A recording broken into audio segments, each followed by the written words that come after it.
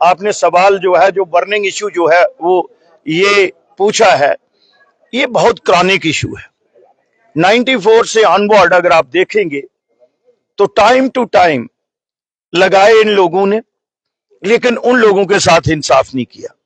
क्योंकि मैं इस चीज को 2004 से देख रहा हूं और उनमें से बहुत से लोग जो हैं वो घर पे चले गए, उनको रिटायर्ड नहीं हम कह सकते, उनको मिला ही कुछ नहीं, और ऑलमोस्ट 5 से 10% इस दुनिया को छोड़ के चले गए।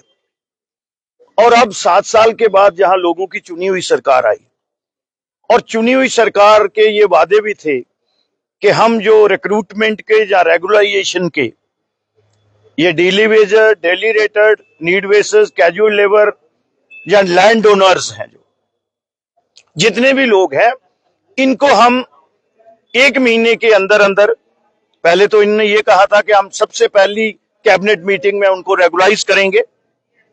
आज उस सरकार को बने हुए 5 महीने और 10 दिन हो गए।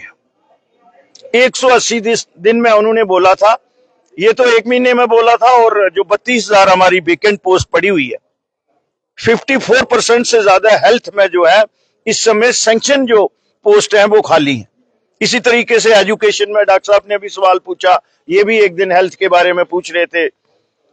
तो ऑलमोस्ट मुझे लगता है टीचर्स की भी असामियां खाली हैं। ये जो इशू है ये ह्यूमन इशू है, और ऑनरेबल चीफ मिनिस्टर साहब कहते तो हैं कि ह्यूमन इशू है, तो फिर उसको एड्रेस करने के लिए सरकार की अप्रोच भी ह्यूमन होनी चाहिए। लेकिन मुझे लगता है कि कहीं ना कहीं सरकार संवेदनशील नहीं है। हमने सदन के अंदर और सदन के बाहर अपोजिशन का जो रोल है वो हम अपने कर्म का निर्वाह ईमानदारी से कर रहे हैं, और सरकार की जो कमिटमेंट्स हैं, जो उन्होंने जनता जनार्दन से वादे किए हैं, जो उनके उस डॉक्यूमेंट में है, जो उनका मैनिफेस्टो है नेशनल कॉन्फ्रेंस का या कांग्रेस का, हम उनको भाग के नहीं जाने देंगे, और उनको पब्लिक डोमेन में भी, लोगों के बीच भी और सदन के बीच भी उनकी जो जिम्मेवारी है उसका एहसास। शामला जी, एक चीज से जुड़ा एक अहम सवाल कि पूरी जम्मू कश्मीर की जनता ने आपको देखा जब हाउस के अंदर सीएम साहब ने कहा कि आप भी उनके साथ सरकार के अंदर मंत्री थे, आपने उनके लिए क्या किया, और आपने चेयर छोड़ी थी, मंत्री पद को ठुकराया था, और एक बात आपने ऑन द हाउस फ्लोर पे कही थी कि आपकी वजह से एक दबाव था मेरे पे बनाया गया कि मुझे रिजाइन देना पड़ा। आखिर क्या इतनी मजबूरी थी कि आपने डेली बेसिस के लिए अपना पद छोड़ दिया? वो मैंने बता दिया कल। वो कह रहे थे 10,000 लोग और लगा दो, 11,232 लोग उन्होंने परमानेंट लगा लिए थे। तो मैंने कहा मैं इतना कमजोर चौकीदार नहीं हूं। उस समय मुझे अखनूर की जनता ने अपना आशीर्वाद दे के भेजा था। तो मैं तो, आपको पता है कि अपने जो मेरे असूल हैं उनके साथ कभी भी कंप्रोमाइज नहीं करता। जी, आप मंत्री थे 1994 और 1994 से 2004, 10 वर्ष हमने देखे।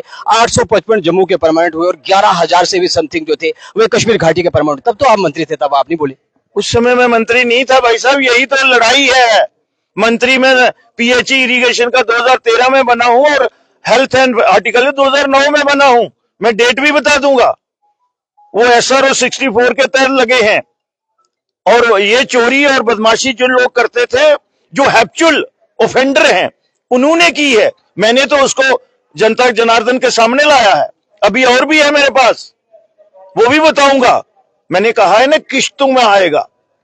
तो डेली बेसिस क्या समझे, उनके परिवार क्या समझे? हजारों परिवार आज सड़कों पे है और वे देख रहे हैं कि कब उनका हैंड टू माउथ है, कब देख रहे हैं कि उनका चूल्हा शाम का कैसे जलेगा। मैं एक बात पे आऊंगा। हमने सदन में ये बात हमने कही कि ठीक है आपने कमेटी बना दी है, लेकिन कैबिनेट सब कमेटी भी तो उमर अब्दुल्ला ने ही बनाई थी, और जो इस समय स्पीकर है उस समय उस कमेटी के चेयरमैन थे। मैं तो मेंबर था, और बड़े सीनियर लोग थे, अली मोहम्मद सागर, ताज मोहिद्दीन, रिगजन जोरा मेरे साथ थे ना। लेकिन हम ये कह रहे हैं कि ठीक है 6 महीने, लेकिन मिनिमम वेजेस पे तो आओ। अगर लद्दाख वाले दे सकते हैं, जिनकी जीडीपी ग्रोथ भी हमसे कम है, उनका अगर कैपिटल आप उस तरीके से देखेंगे, जो उनकी असेट्स वैल्यू है वो भी हमसे कम है, और उनके रिसोर्स भी हमसे कम है, उन्होंने अगर मिनिमम वेजेस दी है, लद्दाख तो हमारा ही पार्ट था 2019 से पहले, इसी रियासत का हिस्सा था ना। अगर वो दे सकते हैं और वो भी ये कह रहे हैं, वो भी कोई ये बात नहीं है। और हम तो ये कह रहे थे कि पहले उनको उनके साथ बात करो। इतनी आपने संवेदनशील,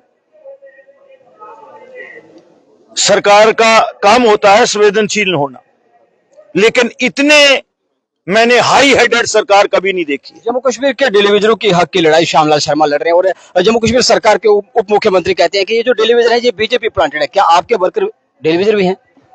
एक तरफ वो ये कह रहे हैं कि ये हमने लगाए हुए हैं, उनके डिप्टी चीफ मिनिस्टर उनके साथ ही बैठे थे, राइट साइड पे ऐसे ऐसे करके कह रहे थे हमने लगाए हैं, हम ही पक्के करेंगे। कब करोगे?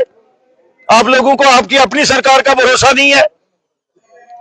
अगर आप इस तरह के लोगों की सेवा करोगे तो ऊपर वाला भी देखता है कि आप लोग ने जो वादा खिलाफी कर रहे हो, इतना धोखा लोगों के साथ कर रहे हो, तो सरकार भी उसके लिए अकाउंटेबल है ना।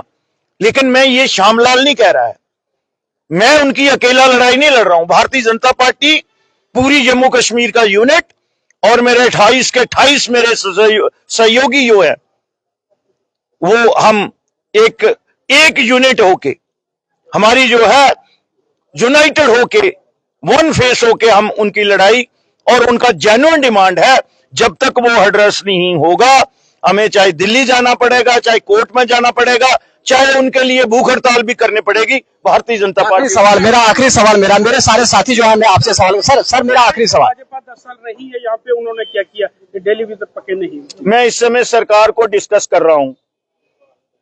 कल ही मैंने कहा है कि ये प्राणी कौन है जिसका नाम आप ले रहे हैं, और मैंने ये शब्द भी कहा था, हालांकि बनता नहीं है, कि ऐरा गहरा नथु खैरा।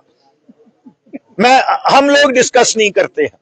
शर्मा जी मेरा आखिरी सवाल, श्यामलाल जी मेरा आपसे आखिरी सवाल रहेगा कि आप राजौरी के सुंदरबनी के अंदर आए, काफी वरिष्ठ कार्यकर्ताओं के साथ आप मिले, उनके साथ उनका दर्द जाना, उनका हालचाल पूछा। यहाँ के लोगों की एक ही बनी डिमांड थी कि 70 वर्षों से उनको यहाँ पे इग्नोर किया जा रहा है। क्या जो डिलिमिटेशन 2026 में होगी उसमें सुंदरबनी की वो आकांक्षाएं जो थी वह पूरी होंगी? देखो, मैं ये बात कहूंगा, आप लोगों का बहुत प्यार, आप चाहे जन्मजात से जनसंघ के लोग हैं, लेकिन मेरे बड़े भाई और मेरे साथ हमेशा रहा है, और भारतीय जनता पार्टी पे तो आपका अपार कृपा रही है, ये मैं बात कहता हूं।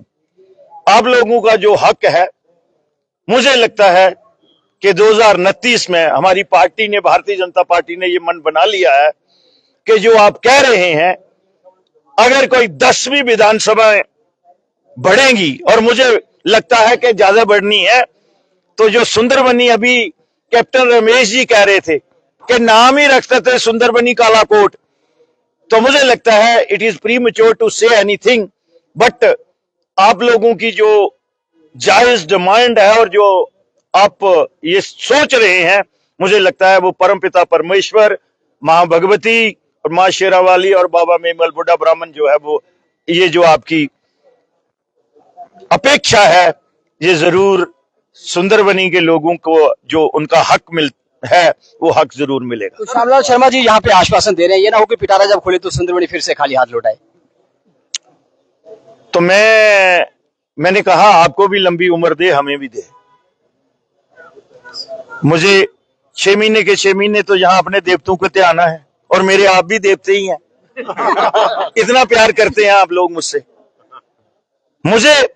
मैं कहता हूं मेरे पास शब्द नहीं है। अखनूर ने तो हम पे अपार कृपा की, लेकिन जितनी अपार कृपा आप करते हैं, और उससे कभी कभी मुझे नुकसान भी हो जाता है। कभी कभी मेरी लीडरशिप ये सोचती है कि श्यामलाल ने ये इधर अथल में क्या कर दिया, उधर क्या कर दिया, उधर क्या कर दिया, सुंदरबनी वाले बोलते हैं।